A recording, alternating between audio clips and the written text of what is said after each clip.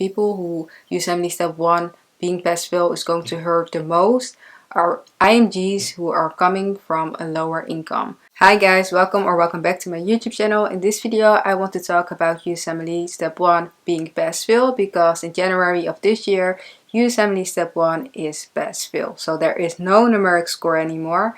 I did my USMLE Step 1 last year in May, so I got a numeric score. Since January it isn't there anymore and I have a really strong opinion about it, so I thought why not make a video and share my opinion about USMLE Step 1 going pass-fail.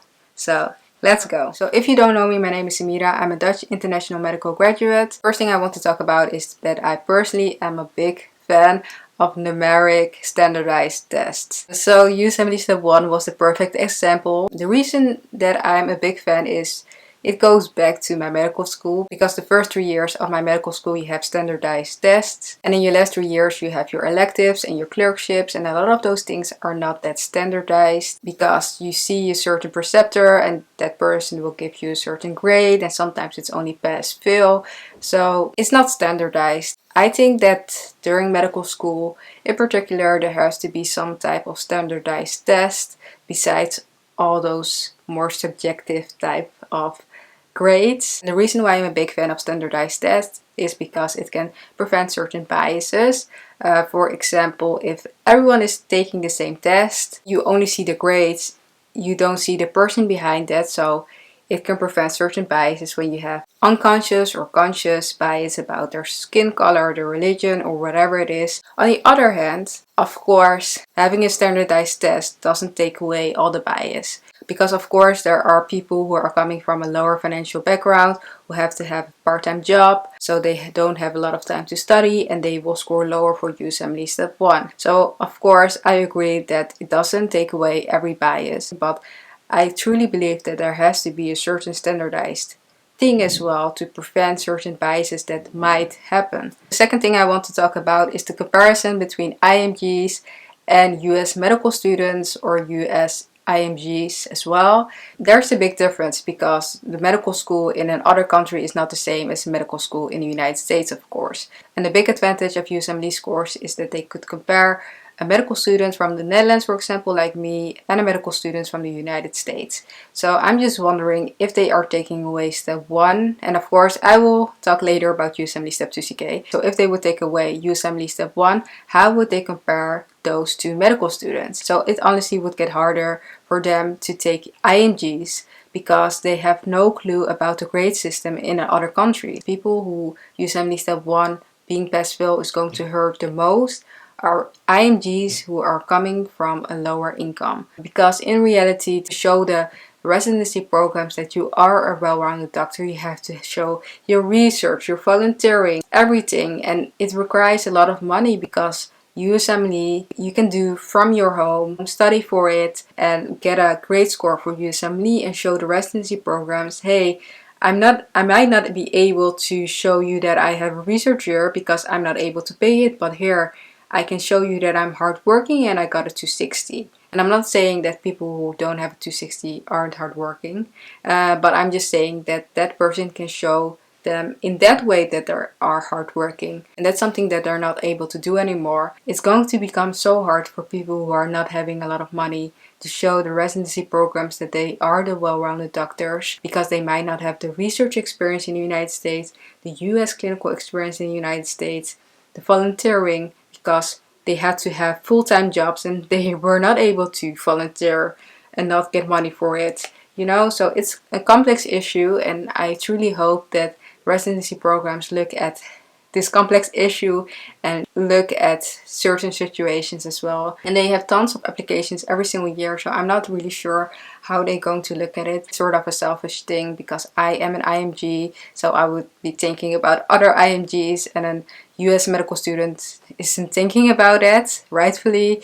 So yeah, but it's a big issue for IMGs. So now that USMLE Step 1 is pass-fail, Step 2 CK will probably be more important, because of course they all know that there has to be some type of numeric score, because how are they going to look through all those residency applications? They have to have some sort of filter, so they have to have a numeric score one way or another. So they probably going to take USMLE Step 2 CK. So USMLE Step 2 CK will probably become more important. On one hand, that's good because USMLE Step 2 CK is more clinical. So US medical students take their Step 2 CK usually in their third year. Step 1 was the most important exam. They would focus a little bit less on their USMLE Step 2 CK. And that's also sort of a good thing because they could focus their time more on being in the hospital, learning on the go, learning from their residents and their attendings as well. And of course, USMLE Step 2 CK is a clinical exam, so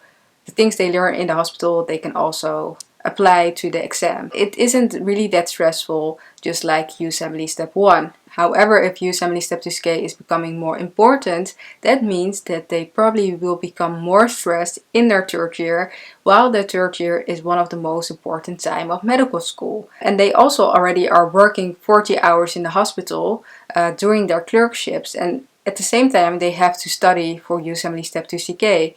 And beforehand it didn't really matter because it was the more easier exam. But now if USMLE Step 2 CK will become more important and will determine their future sort of, they will become more stressed, more burnt out during already a stressful time. They already have to work 40 hours or maybe even more. They already have to do weekend shifts, night shifts. And part of the reason why they decided to shift USMLE Step 1 to pass-fail is because they knew that there were a lot of medical students burning out, being stressed, not focusing on their education, but only focusing on that particular exam. So I'm just scared that they are just shifting the problem and the problem won't go away, and I would say that Step 1 might be better solution than Step 2 CK. So now that I talked about all the cons of USMLE Step 1 going pass-fail, I will talk about the pros as well, and I have two. I would say that making it pass-fail might reduce burnout, but I'm just scared that it's going to shift to USMLE Step 2 CK. But besides that, I think the reason why they decided to do it is a good reason to do it. I'm just happy that they're thinking about the well-being of the medical students, and that students who are going into medical school can just focus on being a good doctor. Well, at least in their first 2 years, because afterwards it's going to get hectic, but in their first 2 years they can just focus on learning the material and not being scared that their second year will ruin their future. So that's a good thing. So of course it sucks that USMLE Step 1 is pass-fail, but at the end of the day we all want to become well-rounded doctors. I know the reality is that USMLEs are so important for IMGs, and that's why we do it. But hopefully this will be a start for us as well, and hopefully they are kind enough to look at other qualities that we have as well, to show them that we are great candidates and that we deserve to have a residency spot at a certain program, or hopefully your dream program. We just have to have faith that they will also look at us as well-rounded doctors as well, and not disregard us because USMLE Step 1 is pass-fail right now. That's my opinion about it. It's so complex and there are so many sides to the story, and I hope that I explain myself a little bit. If you have an opinion about it as well, comment it down below. I'm really curious about it. And if you like this video, please don't forget to give it a big thumbs up. It will help me a lot. And also subscribe if you want to have more rants or discussions like this. And I will hopefully see you in my next video. Bye.